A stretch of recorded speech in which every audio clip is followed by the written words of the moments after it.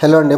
నమస్తే. ఇప్పుడు మాట్లాడే టాపిక్ వచ్చేసి గవర్నమెంట్ ఆఫ్ ఇండియా భారతదేశంలో ఉన్నటువంటి ఫెడరల్ స్ట్రక్చర్లో ఫినాన్షియల్ రిలేటెడ్ మ్యాటర్స్కి వచ్చేసరికి ఒక సెంట్రలైజ్డ్ గవర్నమెంట్ ఆఫ్ ఇండియా చేతిలో సెంట్రలైజ్డ్ మేనర్లో మొత్తం ఉండటం వల్ల రాష్ట్రాలకు ట్యాక్సుల రూపంలో అవనివ్వండి, లేకపోతే సెస్సుల రూపంలో అవనివ్వండి, సర్ఛార్జీల రూపంలో అవనివ్వండి, రాష్ట్రాలకు డివల్యూషన్ ఆఫ్ ట్యాక్స్ విషయంలో అన్యాయం జరుగుతుందంటే ఎస్ అవునని చెప్పక తప్పదేమో. ఈ అన్యాయం కూడా ఎక్కువ ఎవరికి జరుగుతుందంటే సౌత్ ఇండియాలో ఉన్నటువంటి 4-5 రాష్ట్రాలకి, యాజ్ వెల్ యాజ్ ఈస్టర్న్ ఇండియాలో ఉన్నటువంటి బెంగాల్, యాజ్ వెల్ యాజ్ మనకు ఛత్తీస్గఢ్ అంటే ఒడిశా లాంటి రాష్ట్రాలకి పెద్ద మొత్తంలో ఒక అన్యాయం అయితే చాలా క్రిస్టల్ క్లియర్గా జరుగుతూ ఉంది.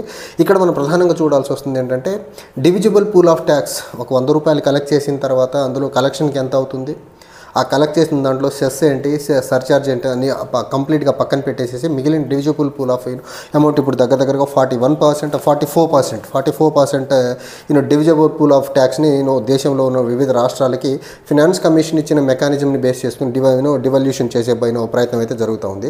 అయితే ఈ surcharge as well as cess ఏదైతే ఉందో, సర్ఛార్జ్ కంప్లీట్గా గవర్నమెంట్ ఆఫ్ ఇండియా దగ్గరే ఉండిపోతుంది, దానికి ఎలాంటి పర్పస్ లేదు.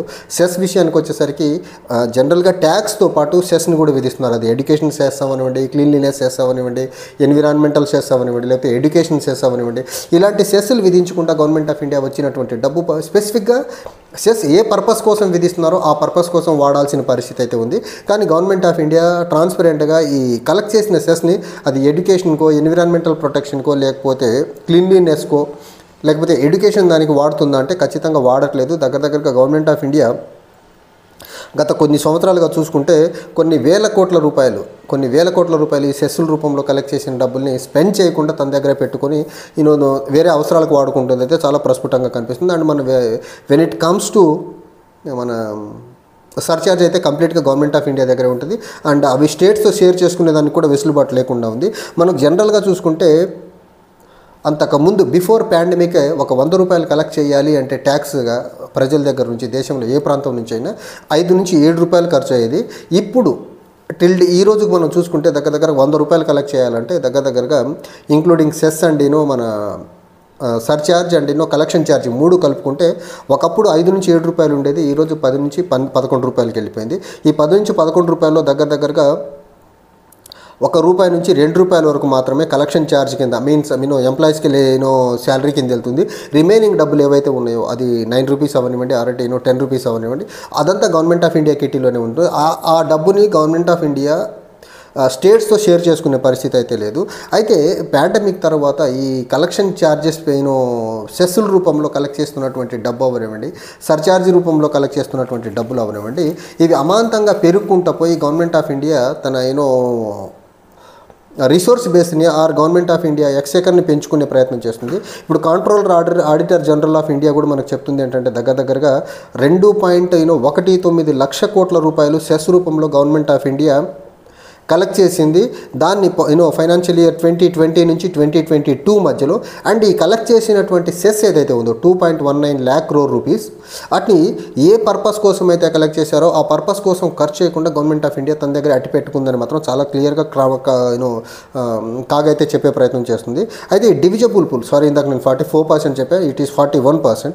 ఈ డివిజిబుల్ పూల్ ఏదైతే ఉందో 41%, ఆ ఫైనాన్స్ కమిషన్ డివాల్వ్ చేసిన మెకానిజం బేస్ చేసుకొని మనం చూసుకుంటే జనరల్గా South Indian states population control మెజర్స్లో ముందుండి పాపులేషన్ని బెటర్ మేనర్లో కంట్రోల్ చేయడం వల్ల ఈ డివిజిబుల్ పూల్ ఆఫ్ ట్యాక్స్ ఏవైతే ఉన్నాయో ఈ సౌత్ ఇండియన్ స్టేట్స్కి చాలా తక్కువ మొత్తంలో డబ్బులు అందేదానికి ఆస్కారం ఉంది comparative north Indian states like UP and Bihar. ఇప్పుడు మనం చూసుకున్నట్లయితే కేరళ షేర్ వచ్చేసి ఈ డివిజిబుల్ పూల్ ఆఫ్ ట్యాక్స్ నుంచి దగ్గరగా ఫైనాన్షియల్ ఇయర్ 2017 నుంచి ఫైనాన్షియల్ ఇయర్ 2022 మధ్యలో చూసుకుంటే 3.08% నుంచి 2.5% అయితే పడిపోయింది.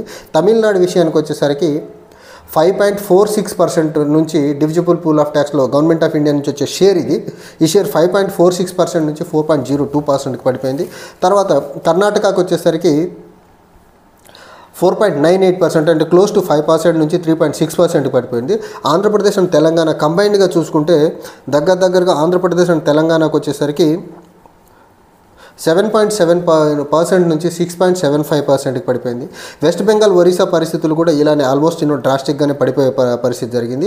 In contrast north Indian states ఇందాక చెప్పినట్టు Bihar, UP, Madhya Pradesh as well as మనకు గుజరాత్ అండ్ రాజస్థాన్, మహారాష్ట్ర లాంటి రాష్ట్రాలకు మాత్రం వాళ్ళకొల్లే డివిజిబుల్ ట్యాక్స్ నుంచి వాళ్ళకొల్లే షేర్ అయితే కొంచెం బెటర్గా పెరిగింది. ఈ సౌత్ ఇండియాలో ఉన్నటువంటి రాష్ట్రాలకి, ఈస్టర్న్ ఇండియాలో ఉన్నటువంటి స్టేట్స్కి ఏమో డివిజిబుల్ పూల్ ఆఫ్ నుంచి వచ్చే మనీ పడిపోతుంది. కానీ బీజేపీ బలంగా ఉన్నటువంటి, లేకపోతే జనాభా ఎక్కువ ఉన్నటువంటి పాపులేషన్ మెజర్ని ప్రాపర్గా ఇంప్లిమెంట్ చేయకుండా పాపులేషన్ ఎక్స్ప్లోజివ్ మేనర్లో పెంచుకుంటూ వెళ్ళిన రాష్ట్రాలుగా ఉన్నటువంటి యూపీ, బీహార్, రాజస్థాన్, మధ్యప్రదేశ్ ఇలాంటి రాష్ట్రాలకి డివిజిబుల్ పూల్ ఆఫ్ మనీ నుంచి బెటర్ మేనర్లో, ఎక్కువ మేనర్లో డబ్బులు వెళ్తున్న పని అయితే క్లియర్గా కనిపిస్తుంది. ఇప్పుడు మనము ఈ వెళ్తున్నటువంటి డబ్బులో మనం చూసుకుంటే ఉత్తరప్రదేశ్, బీహార్కి దాదాపు బల్క్ షేర్ వెళ్ళిపోతుంది. ఉత్తరప్రదేశ్కి వచ్చేసరికి దగ్గరగా 17.9% బిఫోర్ పాండమిక్ ఉండింది. ఈరోజు వాళ్ళకు 19.15%, అంటే ఆల్మోస్ట్ 2% కంటే బెటర్గానే పెరిగి divisible pool of tax collected money ఉత్తరప్రదేశ్కి వెళ్తుంది. When it comes to Bihar, అంతకుముందు వాళ్ళకు వచ్చేటువంటి 11.49% నుంచి 10.1% అయితే కొంచెం తగ్గింది. But still majority more than 10% of the divisible pool of money ఏదైతే ట్యాక్స్ రూపంలో కలెక్ట్ అవుతుంది ఇండియాలో, 10% బీహార్కి వెళ్ళిపోతుంది. దగ్గరగా 19% ఏమో ఉత్తరప్రదేశ్. రెండు రాష్ట్రాలకి కలిపి 30% వెళ్తుంది. రిమైనింగ్ 70% ఆఫ్ ద మనీ మొత్తం వేరే రాష్ట్రాలకి డిస్ట్రిబ్యూట్ చేసే ప్రయత్నం అయితే జరుగుతూ ఉంది. అయితే ఈ డివిజిబుల్ పూల్ ఏదైతే ఉందో, ఈ డివిజిబుల్ పూల్కి వచ్చే అమౌంట్ తగ్గుతూ ఉంది. సర్ఛార్జీలు, సెస్సుల రూపంలో గవర్నమెంట్ ఆఫ్ ఇండియా కలెక్ట్ చేస్తున్న అమౌంట్ ఏమో పెరుగుకుంటూ వెళ్తుంది. ఈ మేనర్లో కూడా as a whole Uttar Pradesh, Bihar వంటి రాష్ట్రాలతో కూడా కలిపి డివిజిబుల్ పూల్ ఆఫ్ మనీ తగ్గుతూ ఉంది. Non divisible pool of money ఏదైతే ఉందో, అది సర్ఛార్జ్ అంటే సెస్సుల రూపంలో కలెక్ట్ చేస్తున్నటువంటి డబ్బు ఏదైతే ఉందో, గవర్నమెంట్ ఆఫ్ ఇండియా తన దగ్గరే ఉంచుకునే డబ్బు, ఆ డబ్బు పర్సంటేజ్ పెరుగుకుంటూ వెళ్తుంది. దీనివల్ల అన్ని రాష్ట్రాల మీద కూడా వచ్చే షేర్స్ తగ్గేదానికి ఆస్కారం ఉంది. గవర్నమెంట్ ఆఫ్ ఇండియా తన దగ్గర ఉండే డబ్బులు పెరిగేదానికి ఆస్కారం చాలా క్లియర్గా కనిపిస్తుంది. సో దీన్ని బెటర్ మేనర్లో స్ట్రీమ్లైన్ చేసి equitable distribution of resources between centre and states as well with in the amongst the states కూడా జరగాలనేది మాత్రం ఒక ప్రపోజల్ సౌత్ ఇండియన్ స్టేట్స్ నుంచి జరుగుతున్నప్పటికీ గవర్నమెంట్ ఆఫ్ ఇండియా ఈ విషయంలో ముందు అడిగేసేదానికైతే క్లియర్గా కనపడట్లేదు. క్లియర్గా ఇంటెన్షన్స్ ఉన్నట్టయితే క్లియర్గా కనపడలేదు. ఏదంటే గవర్నమెంట్ ఆఫ్ ఇండియాకి వచ్చేసరికి డిఫెన్స్ ఎక్స్పెండిచర్ అవ్వనివ్వండి, లేకపోతే ఇన్ఫ్రాస్ట్రక్చర్ క్రియేషన్ అవ్వనివ్వండి, లేకపోతే ఫర్దర్ కంట్రీ యొక్క ఇంటర్నల్ సెక్యూరిటీ మేనేజ్మెంట్ విషయాల్లో గవర్నమెంట్ ఆఫ్ ఇండియాకి ఖర్చు ఎక్కువ ఉంటుంది. కాబట్టి డెఫినెట్గా ఈ డివిజిబుల్ పూల్ ఆఫ్ ట్యాక్స్ ఏవైతే ఉందో ఆ షేర్ తగ్గుకుంటూ వెళ్తుంది. అట్ ద సేమ్ టైం ఈ సర్ఛార్జీల రూపంలో వచ్చే డబ్బు కొంచెం గవర్నమెంట్ ఆఫ్ ఇండియా కలెక్ట్ చేసే ట్యాక్స్ ఏదైతే ఉందో సర్ఛార్జ్ అండ్ సెక్స్ల రూపంలో అది కొంచెం పెరుగుకుంటూ వెళ్తుంది. దీన్ని రేషనలైజ్ చేయాలనేసి సౌత్ ఇండియన్ స్టేట్స్ నుంచి ప్రెషర్ ఆర్ డిమాండ్స్ ఉన్నప్పటికీ గవర్నమెంట్ ఆఫ్ ఇండియా అయితే కన్సిడర్ చేయట్లేదు. చూడాలి రేపు 16th ఫైనాన్స్ కమిషన్ ఆల్రెడీగా రాష్ట్రాలతో చర్చల్లో అయితే ఉంది. ఎలా డివల్యూషన్ ఎలా జరగాలి ట్యాక్స్లు అనేసి. ఈ 16th ఫైనాన్స్ కమిషన్ అన్న ఈ ఇంబ్యాలెన్స్డ్గా ఉన్నటువంటి డివల్యూషన్ పూల్ని రేషనలైజ్ చేస్తారా, సర్ఛార్జ్ సెస్ విషయంలో ఏమన్నా గవర్నమెంట్ ఆఫ్ ఇండియా నుంచి స్టేట్ గవర్నమెంట్కి ఏమైనా డబ్బులు వచ్చే మార్గాలు ఏమైనా చూపిస్తుందా 16th ఫైనాన్స్ కమిషన్ అనేది చూడాలి. యాజ్ ఆఫ్ నవ్ అయితే కంప్లీట్గా ఈ ట్యాక్స్ కలెక్టెడ్ మనీ మొత్తం ఏదర్ గవర్నమెంట్ ఆఫ్ ఇండియా దగ్గర ఎక్కువ ఉంటుంది, లేకపోతే ఉత్తర భారతదేశంలో ఉన్నటువంటి బీహార్, ఉత్తరప్రదేశ్, రాజస్థాన్, మహారాష్ట్ర, గుజరాత్ లాంటి రాష్ట్రాల చేతులకి ఎక్కువ డబ్బులు వెళ్తుంది. సౌత్ ఇండియా నుంచి ఎక్కువ ట్యాక్సులు కడుతున్నప్పటికీ ఇన్ రిటర్న్ సౌత్ ఇండియన్ స్టేట్స్కి వచ్చే డబ్బు తగ్గుతూ ఉంది. రీజన్ ఈజ్ దట్ సౌత్ ఇండియాలో ఉన్నటువంటి స్టేట్స్ జనరల్గా పాపులేషన్ మెజర్స్ని కంట్రోల్ మెజర్స్ని ప్రాపర్గా ఇంప్లిమెంట్ చేసి జనాభా తగ్గుదల వాటికి కారణంగా చెప్తున్నారు. Thank you.